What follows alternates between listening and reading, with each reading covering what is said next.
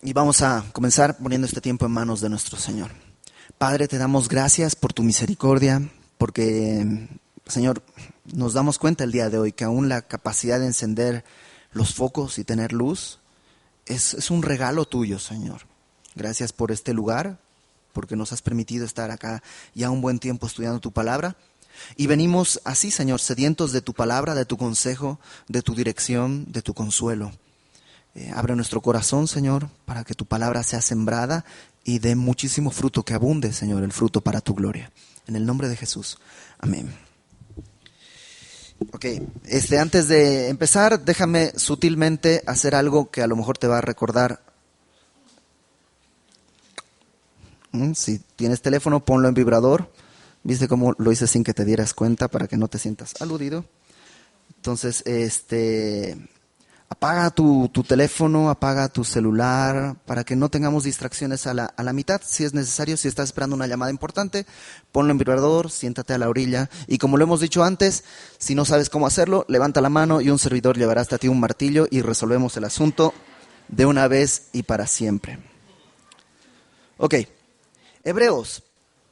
Uno de los peligros de la carta a los hebreos es que es una carta muy fascinante en cuanto a temas doctrinales, ¿no? Todo este asunto de Melquisedec, todo esto, y todavía no hemos terminado de ver, ¿no? El templo o el tabernáculo en el cielo y cómo es una imagen de lo que va a estar acá. Es muy fascinante en cuanto a esos temas y puede ser o podría ser que nos perdiéramos en el camino de la teología y abandonáramos el camino de la vida real. Una de las maravillas de la palabra de Dios es que no es un libro de teología. Los seres humanos hemos construido teología para entender ciertos aspectos bíblicos, y está bien, pero la Biblia misma no es teología. La Biblia son historias, son poesía, son descripciones. ¿Por qué? Porque están más relacionadas con nuestra vida real que con nuestro entendimiento de cosas misteriosas y místicas. Y yo creo que teniendo en cuenta eso, de las maravillas que estamos aprendiendo, el escritor de la carta a los Hebreos, de tanto en tanto, hace una pausa para lanzar una exhortación muy práctica y a veces muy dura, muy fuerte, a aquellos que están leyendo esta carta. Ya hemos pasado por varias exhortaciones de estas, y el día de hoy vamos a ver una exhortación,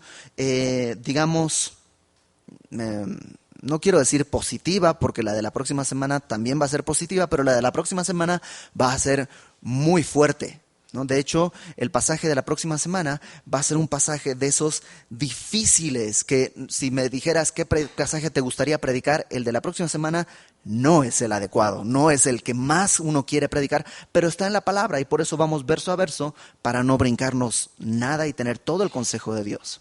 Lo que vamos a ver el día de hoy, en cambio, es muy amable, es muy dulce y es de gran consuelo, y es bueno eso, porque a lo mejor el día de hoy vienes así, necesitando consuelo, necesitando dirección, y la palabra lo quiere proveer.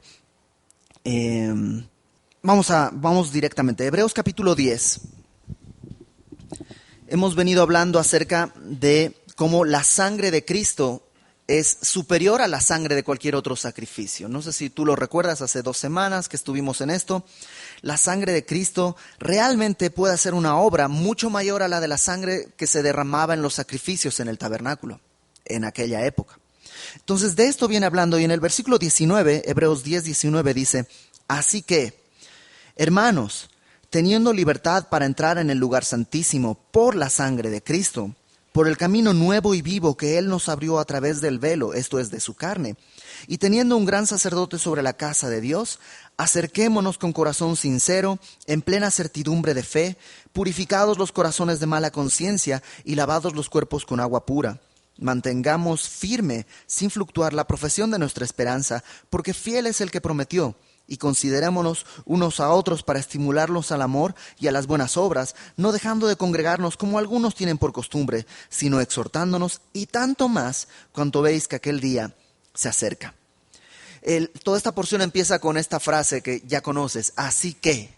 Y estas frases, así que, por tanto, puesto que, todo este tipo de frases, lo que hacen es enlazar un concepto anterior con el concepto que va a venir hablando. Entonces, ¿de qué ha venido hablando? Lo decíamos hace un momento, del sacrificio una vez y para siempre que hizo nuestro Señor Jesucristo, de su sangre derramada una vez y para siempre a favor nuestro. Entonces dice, ya que tenemos todo eso, fíjate verso 19, hermanos, teniendo libertad para entrar en el lugar santísimo por la sangre de Jesucristo. Ya que se hizo ese sacrificio, ¿qué es lo que hemos obtenido? Libertad. ¿Para qué? Para entrar al lugar santísimo. La palabra libertad también la puedes traducir como confianza. Es libertad en ese sentido. Cuando tú entras a tu casa no tienes que pedir permiso para entrar al baño, por ejemplo. Es tu casa y tienes libertad o confianza. Pero es distinto cuando estás en casa de alguien más, ¿no? Siempre dices, ¿puedo usar tu baño, por favor? No tienes esa libertad o esa confianza. Bueno, aquí lo que nos dice es que este sacrificio por la sangre de Cristo nos ha dado libertad, confianza para entrar en el lugar santísimo. Dicho de otro modo, lo que más o menos nos está tratando de decir el escritor es, hemos sido hechos sacerdotes. ¿Por qué? Solo los sacerdotes podían entrar al lugar santísimo. Perdón, no los sacerdotes. Solo un sacerdote podía entrar en el lugar santísimo y solo una vez al año podía entrar el sumo sacerdote al lugar santísimo. Nosotros, a través de este nuevo pacto, a través de la sangre de Cristo, hemos sido hechos sacerdotes, pero que ahora tenemos libertad para entrar en el lugar santísimo. Y fíjate lo que dice en el versículo 20. Por el camino nuevo y vivo que Él nos abrió a través del velo, esto es, de su carne. La palabra nuevo que está ahí en tu Biblia es una palabra muy difícil de traducir. Se traduce nuevo, pero realmente en el sentido en el que se ha usado antes, es la única vez que aparece aquí en el Nuevo Testamento, pero en el sentido en que se usaba era de algún animal recién degollado. O sea, digamos, por decirlo así, podríamos traducir que por el camino recién degollado y vivo que Él nos abrió a través del velo, esto es, de su carne. Lo traducen nuevo porque si no, no tendría mucho sentido. ¿De qué está hablando? De que Cristo es este camino que sí, por un lado, fue muerto, pero por otro lado está vivo. ¿No te encantan esas aparentes contradicciones que tiene la palabra? Efectivamente, Cristo murió, pero está vivo. Y este camino nuevo es un camino vivo. No es un callejón sin salida que te va a llevar a un punto y ya hasta aquí se acabó. No, este es un callejón vivo, una calle, un camino vivo. Y dice, por el camino nuevo y vivo que Él nos abrió a través del velo, esto es, de su carne. Y hay una analogía que está haciendo el escritor. ¿Te acuerdas qué pasó con el velo el momento que Cristo entregó el Espíritu y murió? El velo fue rasgado de arriba abajo. ¿Qué velo? El velo que separaba el lugar santo del lugar santísimo. Otra vez, ¿te acuerdas? Nos está diciendo, tenemos libertad para entrar al lugar santísimo. Nadie tenía esa libertad, había un velo. Y cuando pensamos en un velo, no pienses en un velo de tul, así como muy bonito, un velo como de los de novia. No, estamos hablando de una serie de cortinas. Se llamaba velo, pero son cortinas gruesas, pesadas, que impedían el paso del lugar santo al lugar santísimo. Cuando nuestro Señor Jesús muere en la cruz, ese velo se rasga de arriba abajo, abriendo el lugar al lugar santísimo. Y lo que nos está explicando el escritor es que esto sucede a través del sacrificio de Cristo, de su carne, de su muerte física. Y esto es importante porque Cristo no fue, como muchas otras teorías han planteado, un hombre normal que en algún momento Dios, digamos, poseyó y que en la cruz Dios abandonó y quedó otra vez el hombre normal. Y hay películas y cosas que se han hecho al respecto, que es No. Jesucristo fue un hombre normal en el sentido en el que fue un hombre entero. Pero, ¿te acuerdas? Lo vimos hace un par de semanas. El cuerpo de Cristo fue preparado por Dios para este sacrificio. ¿Sí lo recuerdas? Cuando vimos tras bambalinas en Navidad. Entonces, esto es, el camino fue abierto cuando su carne fue rasgada, cuando Él murió por nosotros. Ahora, verso 21. Tenemos libertad para entrar al lugar santísimo. Y no solo tenemos libertad, fíjate, verso 21 dice, y teniendo un gran sacerdote sobre la casa de Dios. Libertad ya la tenemos, pero además de libertad tenemos un gran sacerdote, alguien que intercede constantemente por nosotros. Y dice, sobre la casa de Dios. ¿A qué se refiere la casa de Dios? Hay un gran debate entre los eruditos. Algunos piensan que se refiere al templo que está en el cielo. ¿Te acuerdas que hay un templo, un tabernáculo en el cielo? ¿Será que Jesucristo es sacerdote de ese tabernáculo? Es probable. Otros piensan que la casa de Dios hace referencia a la familia de Dios. Y también es verdad. O sea, Jesucristo yo creo que es el sacerdote de ese templo, pero también creo que es el sacerdote de la familia de Dios. Y en específico creo que también hace referencia a la iglesia.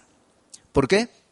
Pablo le dice a Timoteo, estas cosas te escribo para que sepas cómo debes conducirte en la casa de Dios, que es la iglesia del Dios viviente, columna y baluarte de la verdad, ¿no? Entonces, la casa de Dios es la iglesia, y qué increíble que tenemos un sumo sacerdote, un gran sacerdote, que abrió el camino hasta el lugar santísimo, que además Él intercede por nosotros y Él es nuestro sacerdote. Y como lo hemos leído muchas veces antes en la carta a los Hebreos, Jesucristo mismo dice que no se avergüenza de llamarnos hermanos, ¿no? Ahora, teniendo todo esto, el escritor va a empezar a decirnos algo muy importante que es súper aplicable al día de hoy y a cualquier circunstancia que tú y yo estemos viviendo. Ya que tenemos todo esto, hay 3 cosas que debemos hacer. Importante, no para conseguir la salvación, porque la salvación no la podemos conseguir, sino 3 cosas que como creyentes, porque somos salvos, por el resultado de haber sido salvos, estamos llamados a hacer. ¿Sí queda claro eso? No es para ser salvos, no está diciéndolo incrédulos, para ser salvos tienen que hacer esto. No, está hablando a los que tenemos este gran sacerdote, a los que tenemos esta libertad para entrar al lugar santísimo. A nosotros nos manda a hacer 3 cosas, nos exhorta a hacer 3 cosas. Si quieres apúntalas, son: número 1, acerquémonos; número 2, mantengamos; y número 3, consideremos. 3 cosas. Me encanta que Dios nunca hace las cosas complicadas, ¿no? Así como que dice, si les doy 5 se van a perder. 3. Con 3 vas a ver que a lo mejor sí lo van a entender. La primera, ¿cuál era? Acerquémonos. Fíjate en el versículo 22. Acerquémonos con corazón sincero, en plena certidumbre de fe, purificados los corazones de mala conciencia y lavados los cuerpos con agua pura. Tenemos libertad para entrar al lugar santísimo.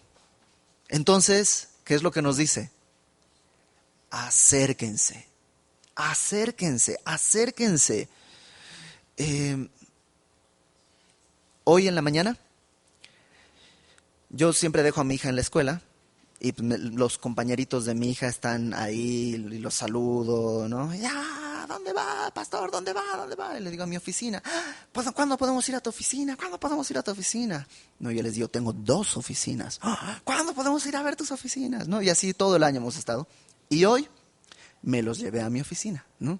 Hablé con la directora, con mi Cintia, y les dije, ¿me los prestas? Los voy a llevar a mi oficina abajo, a mi oficina arriba, y además les tengo una sorpresa porque en el salón grande del instituto tengo un alumno del instituto que en la clase de Ministerio de Niños hizo una cosa maravillosa, que ya la vamos a subir a internet, como que predicando el evangelio muy claro. Y entonces mi Cintia me prestó a todo, entonces ahí iba con todos mis hijos postizos. Y es curioso porque la parte de adentro de las oficinas, realmente mucha gente entra y dice, oh, aquí son las oficinas, ¿no? Y les digo, entren. Y así como que, ¿no? Digo, pásense, pásense. Entonces entran y yo solo imaginaba esto, ¿no? Nosotros como niños chiquitos, el lugar santísimo, así como, ¿será que podemos entrar? Y Dios dice, acérquense. O sea, no quiero que entren, quiero que se acerquen, porque puedes entrar y estar en la puerta. Pero Dios dice, no quiero que entres, quiero que te acerques y que nos acerquemos a Él. ¿Te das cuenta esa ternura con la que Dios nos está llamando? Por eso esa persona no es para que sea salvo, es a los que ya son salvos, acérquense. Pero nos da dos pares de cosas que son necesarias para acercarnos. Número 1, dice ahí, con corazón sincero y en plena certidumbre de fe. Ese es el primer par. Corazón sincero y plena certidumbre de fe. ¿A qué se refiere? Muy fácil. ¿Te acuerdas que hace unas semanas vimos que el antiguo pacto era un antiguo pacto basado en ritos, en normas, en cosas que había que hacer y todo externo? Mientras que el nuevo pacto, Dios dice, ya no va a ser así. Voy a poner mi ley en sus corazones y la voy a escribir en su mente. Bueno, ahora está diciendo, acércate así, acércate con corazón sincero. Acércate no de manera ritual, no como religión. O sea, cuando vienes a la iglesia, por ejemplo, si tú vienes, pues ya fui a la iglesia. Ya va a acabar. Ya acabó, vámonos, pum. No tiene sentido. No te estoy diciendo mejor ni vengas, porque tiene menos sentido eso, ¿no? Aunque sea así, ven, a lo mejor te cae el 20. Pero ¿no quisieras aprovechar mejor la hora que vas a estar en la iglesia? Ven con corazón sincero, ven no porque tienes que. Un amigo puso hoy o ayer, santidad no es tener que obedecer, es querer obedecer. Y entonces la santidad ya no se convierte en algo, ay, tengo que andar en santidad, sino es mi anhelo, quiero obedecer. ¿Y por qué quiero obedecer? Porque, ¿qué es lo que dice después? Con corazón sincero y certidumbre de fe. Y básicamente eso es haber creído en serio. Haber creído en serio. ¿Qué cosa? Pues todo el evangelio. Yo he creído que soy un pecador, por eso me acerco, porque lo necesito. He creído que Dios es bueno, por eso le obedezco, porque creo que Él es bueno. Si tú te das cuenta y revisas tu vida hacia atrás, ¿cuándo has caído en pecado? Cuando ha habido algo de los atributos de Dios que tú no has creído. Dios no va a proveer, tengo que hacer lo que sea para conseguir. Dios no me va a dar, tengo que hacer esto para obtener. Dios no va a responder, entonces tengo que ponerme a hacer esto para... Siempre que has caído en pecado, tú regresas, es porque ha habido una falta de fe en algo que Dios ha prometido hacer, en algo que es parte de la naturaleza amorosa de Dios. Entonces, necesitas venir con corazón sincero y en plena certidumbre de fe. El segundo par dice... purificados los corazones de mala conciencia y lavados los cuerpos con agua pura. Y estas dos cosas se parecen mucho a los rituales que los sacerdotes hacían en el Antiguo Testamento. Los sacerdotes, la palabra purificar ahí literalmente quiere decir rociar. Entonces dice, rociados los corazones. O sea, ¿cómo se purificaban las cosas? ¿Te acuerdas? Con sangre. Se purificaban las cosas. Básicamente esa es la idea. Y en segundo lugar, lavados los cuerpos. ¿De qué me está hablando? Bueno, básicamente dos cosas, una interna y otra externa. Mi corazón tiene que ser purificado de mala conciencia. Y si tú recuerdas las semanas pasadas, los sacrificios religiosos externos no pueden limpiar nuestra conciencia. Fíjate en el versículo 1 de este capítulo. Capítulo 10, versículo 1. La ley, teniendo la sombra de los bienes venideros, no la imagen misma de las cosas, nunca puede, por los mismos sacrificios que se ofrecen continuamente cada año, hacer perfectos a los que se acercan. De otra manera, cesarían de ofrecerse, pues los que tributan este culto, limpios una vez, no tendrían ya más conciencia de pecado. Si tú tratas de acercarte a Dios a través de ritos, de religión, nunca vas a poder hacerlo. Y no es que Dios no quiere, es que no puedes. Ese tipo de cosas no funcionan, no te van a llevar. Necesitas purificar tu corazón. ¿Cómo? Con la sangre de Cristo. Es la única forma en que tu corazón va a ser purificado. La sangre de Cristo. Y lavados los cuerpos, yo creo que habla de la palabra de Dios, de alguna manera. Algunos piensan que habla del bautizo, otros piensan que habla del Espíritu Santo. Yo creo que habla de la palabra de Dios. Porque una y otra vez, ¿te acuerdas? Jesucristo les dice a sus discípulos que ya no necesitan ser lavados por la palabra, porque solo los pies, porque están lavados por la palabra con que les ha hablado. Pedro dice a los hombres que laven a sus esposas con la palabra de Dios. Entonces hay mucha referencia a eso. Entonces yo creo que cuando habla de purificar los corazones, habla de salvación. Lavado los cuerpos, habla de una permanencia en la palabra. Entonces, resumiendo, número 1, acerquémonos. Acerquémonos. Ten fe para acercarte. La fe va a motivar que tu corazón sea sincero. La fe va a purificar tu corazón. Ten fe y acércate. Número 2. Mantengamos, dice verso 23, mantengamos firme, sin fluctuar, la profesión de nuestra esperanza, porque fiel es el que prometió. Interesante que uno dice, mantengamos firme nuestra salvación. ¿Por qué? Porque no podemos mantener nuestra salvación. Es una obra de Dios. Lo que nosotros tenemos que hacer, de acuerdo a este versículo, es mantener firme, sin fluctuar, la profesión de nuestra esperanza. La palabra profesión habla de confesar. Es como la fe que profesas. O sea, ¿qué es lo que está diciendo? Básicamente, no dejes de hablar de tu esperanza. Acaba de pasar.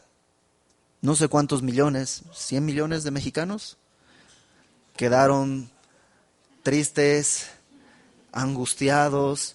Porque, y esto es en serio, para muchos este era el anhelo de una felicidad real. Un partido de fútbol representa su gozo máximo. Invierten dinero, invierten esfuerzo, hacen sacrificios, todo por esos, ¿cuánto puede ser? Esos 30 minutos de gozo que pueden venir después del gol. Si hubiera clasificado México, 1 hora en el Ángel, gritando, y esa es la cima del gozo, y luego viene todo lo demás, ¿no? Para los que tenemos nuestra esperanza en el cielo, ¿sabes qué? Nos duele, o sea, qué triste que no clasificó México, pero nuestra vida no se mueve. Ni siquiera nuestras pasiones deberían inflamarnos, porque no es lo esencial. Nos dice acá, mantén firme la confesión de tu esperanza. ¿Cuál es tu esperanza? De eso es de lo que tienes que hablar. Eso es lo que tienes que hablar. De hecho, acompáñame rápidamente a Primera de Pedro, por favor. Primera de Pedro, capítulo 3. Primera de Pedro, capítulo 3, versículo 15. Dice, sino santificad a Dios el Señor en vuestros corazones y estad siempre preparados para presentar defensa con mansedumbre y reverencia ante todo el que os demande razón de la esperanza que hay en vosotros. O sea, tú y yo estamos llamados a estar siempre listos para presentar defensa de la esperanza que tú y yo tenemos. Porque si de la esperanza que tú tienes es de lo que hablas, la gente te va a decir, pero a ver, ¿y no que esto? ¿Y no que aquello? Y tú tienes que estar listo para presentar defensa de esa esperanza. Pero ojo, no quiere decir que tienes que empezar leyendo libros y consiguiendo manuales. Sí, es parte de. Pero fíjate cómo empieza. Verso 15, santificad a Dios el Señor en vuestros corazones. ¿Te acuerdas?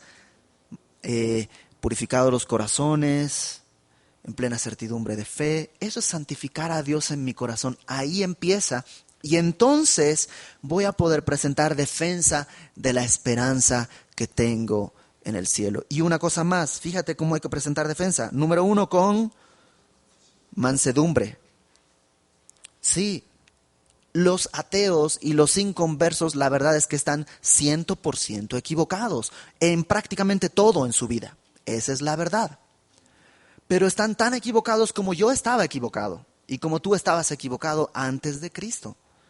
Entonces, no tenemos derecho, y además Dios no está demandando que nosotros digamos, ay, ateos, esclavos del pecado, entendimiento entenebrecido, ¿no? Porque de entrada eso no va a abrir la puerta. Y lo que queremos no es ganar una discusión, sino antojarles nuestra esperanza. Porque una cosa sí es cierta, nuestra esperanza no es como un pastel que mientras más los compartes te queda menos para ti. Nuestra esperanza, como el Evangelio, mientras más lo entregas, más sabor tiene para ti. Y no se acaba. Entonces, número 1, con mansedumbre. Y número 2, con reverencia. Y ante todo aquel que, dice, demande razón de la esperanza que hay en vosotros. Y yo he tomado eso como una norma. Hay gente que me dice, a ver, Iber,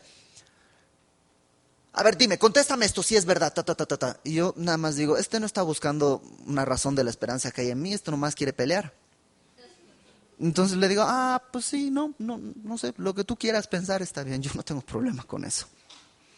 Pero, y entonces, tú eres un borrego. Bueno, no, soy una oveja, pero tampoco me afecta que me digas borrego, ¿no? Porque no voy a pelear. Pero cuando alguien demanda razón, a ver, ¿por qué? ¿Pero por qué crees eso? Ahí sí me puedo tomar horas, días o semanas en hablar. Entonces, mantén firme, sin vacilar, esta esperanza y la confesión de esta esperanza. Y por último, en tercer lugar nos dice, número 1 dijimos, acerquémonos. Número 2, mantengamos. Y número 3 dice, considerémonos unos a otros para estimularnos al amor y a las buenas obras. Interesante, porque no existe cristianismo sin esta relación de amor entre hermanos. De hecho, Jesucristo dijo que es la única marca de un verdadero discípulo. En esto conocerán que son mis discípulos, en que se aman unos a otros. Es la única marca. Las dos anteriores no funcionan si esta no está en su lugar. Y es también interesante que dice considerémonos, que habla de prestar atención. Considerémonos, ¿para qué? Para estimularnos al amor y a las buenas obras. ¿Cuántas veces nos consideramos nomás para criticarnos? ¿Cuántas veces nos consideramos nomás para cualquier otra cosa? Pero lo que Dios pide es que nos consideremos para estimularnos al amor y a las buenas obras. ¿Qué cosas podrían ser las que puedo hacer? Bueno, número 1, no chismear, no mentir. Pues si veo un hermano que está triste, acercarme. Si veo un hermano, si he visto pecar a un hermano, la Biblia me dice, ¿sabes qué? Acércate, no con otro, sino con el que viste pecar, y exhórtalo y anímalo. Si te escucha, has ganado un hermano. Si no te escucha, entonces ve con 2 o 3 testigos y etcétera, etcétera. Pero es una tarea, no es una tarea del pastor. ¿Te imaginas que el pastor tuviera que estar viendo, a ver, quién no vino el día de hoy? A ver, fulano, ya tiene 3 domingos que no vienes a la iglesia. O sea, no se puede. No se puede. Pero la iglesia está para eso. La iglesia en el sentido de esta comunión de creyentes. ¿Cómo más podemos estimularnos al amor y a las buenas obras? Fíjate, el verso 25 es muy claro. ¿Cómo? No dejando de congregarnos, como algunos tienen por costumbre, sino exhortándonos. No dejando de congregarnos. Ahora, y no quiero herir los sentimientos ni las susceptibilidades de nadie, pero esto es lo que creo que implica. No dice, no dejes de congregarte por lo que tú puedas recibir de la iglesia, sino está hablando de lo que tú puedes dar a la iglesia, estimular a los demás. Porque es muy común, dejé de ir y nadie me buscó y nadie me llamó, ¿no? Ok, entonces, pues no deberías ir. Si nadie te buscó, pues deberías ir. ¿Sabías que tenías que ir? Sí, pero nadie me llamó, pues ve, ¿no? Ve.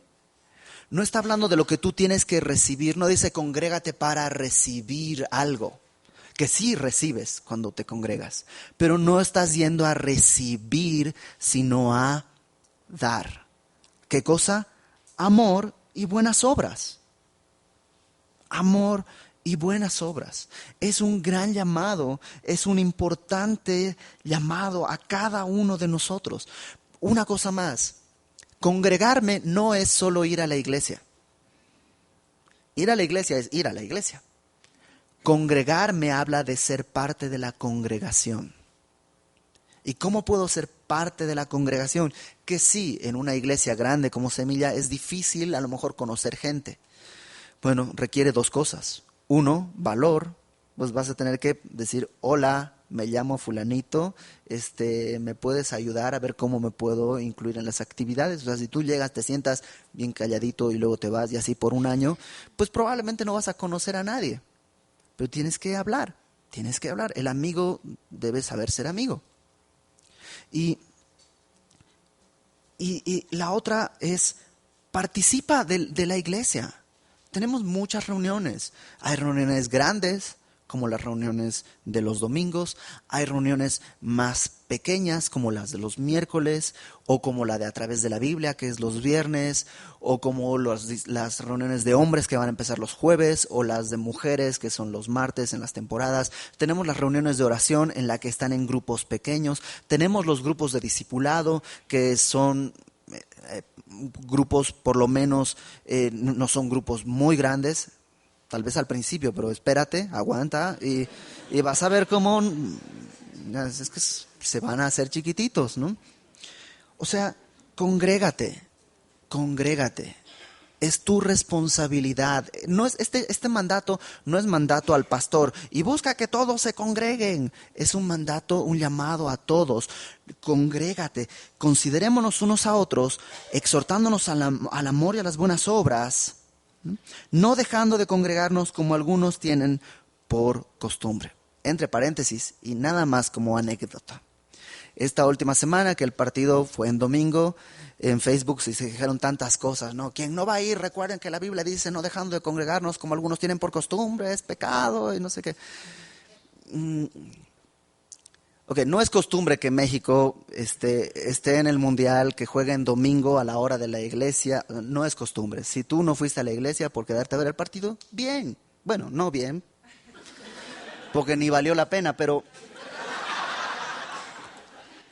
no pasa nada. O sea, no es tu costumbre. Ahora, si este domingo es porque jugó México, el próximo porque juega tal equipo, el siguiente porque yo voy a jugar, el siguiente porque mi hijo va a jugar, ahí ya tenemos otro problema. Y no tiene que ver con el fútbol, tiene que ver con el corazón. Entonces, hay un deleite en congregarnos. Y te digo un secreto, aquí entre nos, y sin que nadie más lo sepa.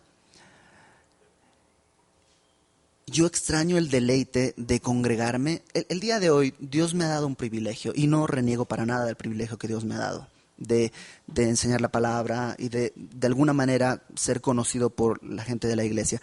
Pero extraño el privilegio de entrar a la iglesia y sentarme con mi Biblia y adorar a Dios y no me conocía a nadie, ¿no? Y yo llegaba con mi Biblia, me sentaba en la parte de atrás, adoraba a Dios, lloraba, leía. Extraño ese privilegio. El día de hoy, y tampoco quiero decirle nada malo a nadie, estoy para servirles, pero hay veces estoy en mi lugar, estoy adorando y alguien viene, ¿no? Así, hola, ¿no? Y no me molesta para nada, pero ¿sabes? Había un deleite especial en aquella época en la que solo ibas no a verte con amigos, No a encontrarte con nadie, sino solo con el Señor. No me conoce nadie, el Señor sí, y el Señor está ahí. Y el deleite de ir a verle y salir solito, ¿no? En el metro a mi casa, dicen, Señor, wow, llegar a mi casa, que además vivía solo, sacar mi Biblia y volver a repasar y orar. Hay un deleite en esa soledad. Entonces, si tú estás pasando ese tiempo, deleítate. Si tú tienes amigos, pues deleítate en ese tiempo. Entonces hay un deleite en cada etapa, pero no lo tires a la basura pensando en yo quisiera, yo quisiera, yo quisiera. Congrégate y deleítate en eso. ¿Por qué? Fíjate al final. Dice, tanto más cuando veis que aquel día se acerca. Dicho de otra manera, no te queda mucho tiempo. O sea, esta forma de adorar a Dios como iglesia, esta forma de acercarme a Dios en su palabra, en oración, esta forma de confesar la esperanza que yo tengo, no va a durar mucho más. O el Señor va a venir o yo voy a ser llamado a su presencia. Y no son ni 100 años los que van a pasar. Falta poco para eso. Falta poco para que ya no tenga nada más que hacer eso. Ya me voy a acercar a Dios de otra manera. Ya no voy a tener que confesarlo de la manera en la que aquí lo puedo hacer. Mi esperanza, pues ya no va a ser esperanza, ya estoy ahí. Ya no estoy esperando algo, ya estoy ahí. Es como cuando platico con personas que están por casarse, están a 6 meses del matrimonio, y les digo, ¿sabes qué? Deleítate en este tiempo. No porque lo que viene es malo, lo que viene es fabuloso y es lo mejor que te va a pasar como esposo. Pero ¿sabes qué? Este tiempo no va a volver más. O sea, nunca más vas a poder volver a servirle al Señor como soltero. En esa libertad del soltero de la que Pablo habla. Como casado tienes otras libertades que los solteros no pueden y no tienen. Entonces, anhela la esperanza que tienes, pero aprovecha el tiempo en el que estás. Y queda bien poquito tiempo para acercarnos a Dios de esta manera, para mantener firme la profesión de nuestra esperanza y para considerar a mis hermanos unos a otros al amor y a las buenas obras y congregarme y estar así. Para terminar, hay una triada, digámoslo así, que Pablo utiliza, que es fe, esperanza y amor. Al final de 1 Corintios, Pablo dice, de estas tres, la fe y la esperanza, el amor es la mayor, ¿no? Es la que va a permanecer, ¿no? Y aquí tenemos una vez más esta triada. Acerquémonos en certidumbre de fe. Mantengamos firme nuestra esperanza. Y considerémonos unos a otros para estimularnos al amor. Otra vez, es esta misma triada que tú y yo tenemos que ejercer porque se nos va a acabar el tiempo. Entonces, vamos a orar y después de orar, pues yo te recomiendo que platiques con alguien que no has platicado. Anímate. Todos los que están aquí alguna vez no conocieron a alguien. Entonces todos te entienden. Y si alguien te busca plática, pues platica, ¿no? Tú te acuerdas lo que se sentía cuando no te conocía nadie y querías integrarte. Dios es bueno, ¿no? La iglesia, lejos de ser una obligación, es un deleite y es un privilegio. Entonces vamos a amarnos como iglesia. Vamos a orar. Señor, te damos gracias porque, Padre, tú no retuviste ninguna bendición. Nos has dado la bendición de acercarnos hasta tu trono, la bendición de estar cerca, cerca, cerca de ti.